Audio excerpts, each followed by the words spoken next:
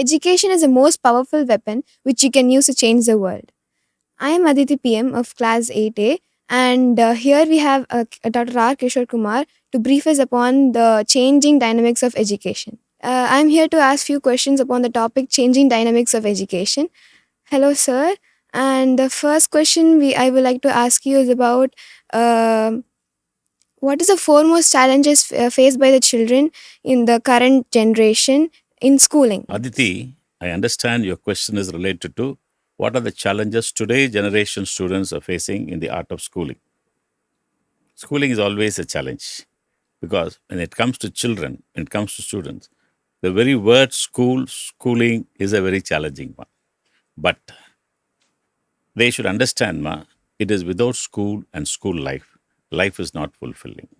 Because in a classroom, in a school, the whole need of social needs, the life of future is been prepared. That's why parents are very particular that they want to send the children to the school. They are very choosy of the school, they are choosy of the curriculum, they are choosy of the models.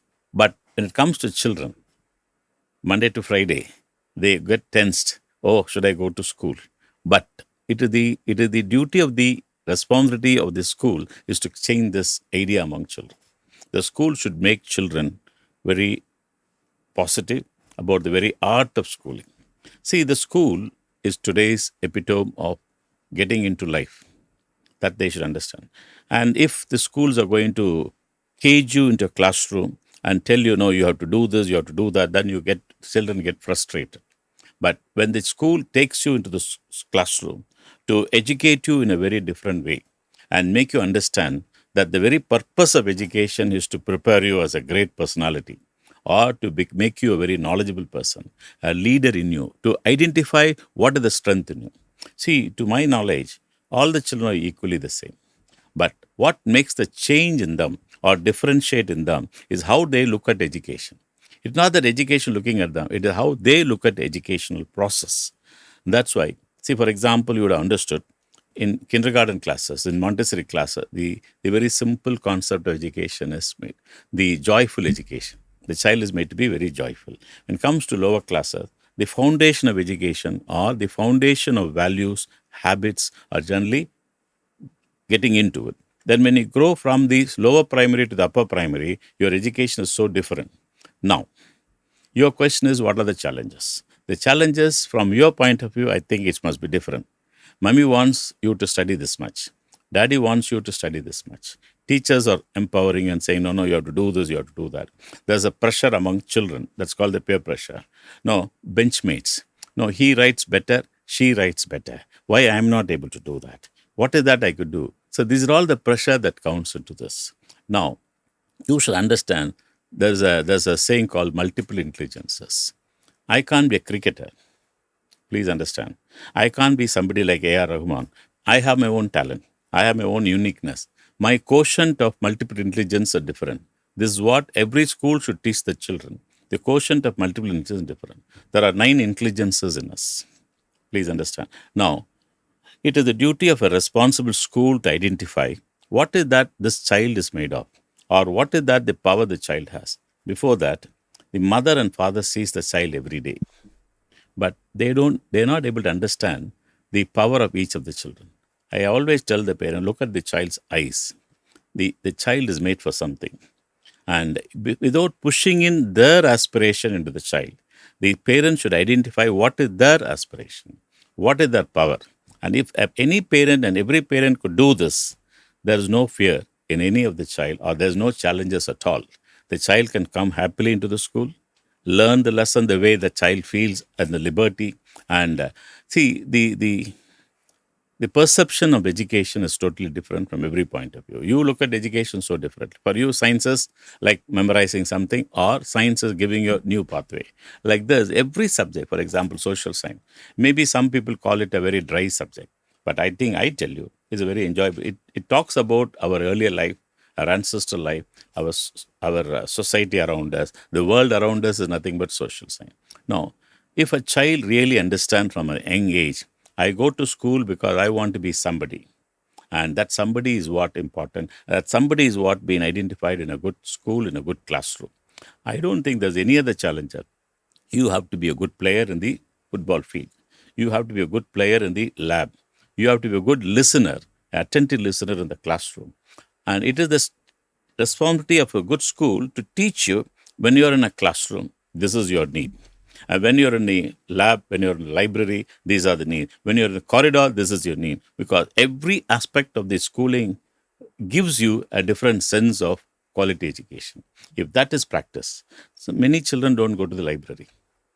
And parents also think, no, don't do any other work. You have to only study. And they don't teach us how to study. They only tell us, I want my child to score mark. They are not facilitating that. A good family, which facilitates a good learning and very reasonable learning, and a good institution where teachers guide the children with hands-on experience, a good leadership, a good principal who puts things straight into you, understanding the child psychology. I think there is no challenges at any school for any students at any point of time. And I tell you, it's a very happy journey for a child to be a good student in a good school, to carry on the life so methodically. That was a very informative answer from you, sir. So, for the next question, how does the school support both extracurricular activities as well as academic activities? A school curriculum is a combination of all this. Sometimes, no, some school think the textbook or some parent thing or this teacher's thing, a textbook is everything. Textbook is just a reference material. A good school has to prepare a curriculum, a wholesome curriculum, which has lot of things. For example, it has values, it has talents, it has skills. This is also part of the curriculum. But sometimes parents don't think these are all part of curriculum. They think my child has to get good marks in English, language, Tamil, Hindi, maths, and science. But it is not so. A good child can carry on all other essence of education in their bag and say, I am doing this, I'm doing that. That is actually a very interesting part of education. No, a good school prepares a good assembly. That 5-10 minutes assembly inspires the child. That is how an assembly is required. Now, the first period, the child goes to the English class. See, the child has to come into the mind of learning English not as a subject but as a language. The child goes to a Hindi class or a Hindi class or a Tamil class. The child has to empowered with the language, which is called the literacy part of education. Understood? And when the child goes to mathematics, the child has to understand the world is full of maths. The world is full of calculation. The child goes to the lab. The child is also occasionally taken to the library. Now, with this, education doesn't end. This is called the academic side of education or the scholarly way of education. We need to go to the co-scholastic area. We need to build the competencies in the children, which are possible only when you go to the co-scholastic areas of the school, where different aspects, the club activities, the intramural games, the sports activity, the art integrated program, the forum that is prepared for you to ventilate your thoughts, or a debating session, or an active based learning in a classroom. These are all very essential. Maybe you are a good artist. That's called the extracurricular activity skill, or you're a good singer. So these are all the combinations of the child where it comes to sports part forms a very important part of life because your fitness is very important. Today, why many children are falling ill or they lose their balance because they are becoming disturbed mentally because these combinations are called the salts of education and not prepared and given to them in the right dosages. So then only the education becomes a full-fledged education where it is providing a wholesome education. I call it the all aspect of the child has been covered in the good school education. So this explanation was also really good, and it also explained about all the extracurricular activities. So at last, I like to ask one last question. So, what are your suggestions or opinions or messages you have for the students who aspire to take up leadership roles in their futures? Very good. Every child is a leader. If the child thinks that I am a leader, have you seen somebody comes early to the class and feels very proud of it and think, no, I have come first to the class. The child automatically goes to the board, cleans the board, keep the classroom ready. So I can identify a leader even in that 5-10 minutes of a entry into the classroom because I think that somewhere the child has some readiness of becoming a leader tomorrow. There is a curiosity among all the children. They want to learn to become somebody unique. No, I want to be different from that child. I want a different from that. That aspiration itself is a quality of leadership. I want to become taller. I want to stand out. I want to be appreciated. These are all the qualities of a good leader. Some children are very socially conscious. Why this Akka is very poor? Why this Aya is very poor? So that creates a social consciousness. All of them may not be. Somebody thinks, I want to be a millionaire. I want to go in a flight. I want to go in a good car. This is how some children think. See, it is the necessity of a good parent and it is the necessity of a good school teachers. See, we call it teachers, but they are everything. The teachers has to understand no bias. Every child is different, is what they should understand. They should find out. And every school should have a platform for leadership training in a small way or the other. For example, in our school, you may know, we have leadership for every month there is a class monitor. It is not that one monitor since the whole year. Class monitor given a badge and given the responsibility. There's an assistant class monitor. Sometimes some schools say only the boys have to be class monitor. In our school, a girl also can become a class monitor. Understood?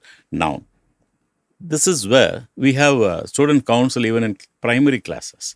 In class 4, we have leaders. We have leaders in class 8. I think you are also one of the leader of the student council. Then we have leaders in class 12. So this is how we have subject monitors in the class. So if this type of privilege given to the children, I understand the complete leadership of a child is born in a good classroom, in a good school, in a good educational environment. Thank you, sir. It was a very nice discussion, and we learned that the school plays a major role in shaping up the children's. No, your questions were very interesting, Ma. Straight hitting at the family level, student level, and giving us the thought that education has to be a very empowering one at the fundamental level is what your focus of questions strongly to me. I admire that. All the three questions that you put to me was interesting. Thank you, sir, for your valuable time, and also your answers were also very inspiring and very informative. Thank you. Thank you.